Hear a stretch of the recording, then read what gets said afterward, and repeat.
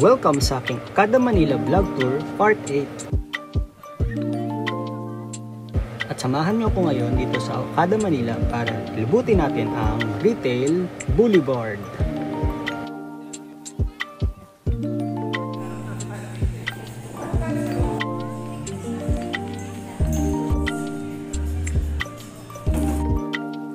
Bale, itong parte ng Okada Manila ay bilihan ng mga gamit.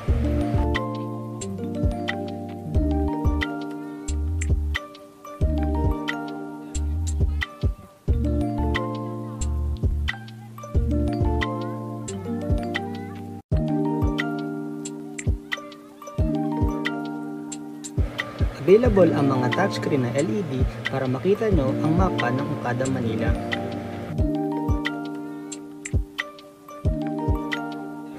Dito na pala ang midpoint ng Crystal Corridor at Retail Boulevard na entrance pa casino.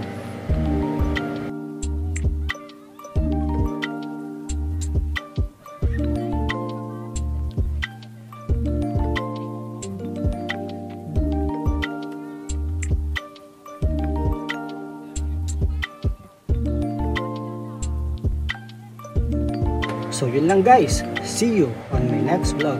And always remember to keep safe and stay amazing! Salamat sa panonood!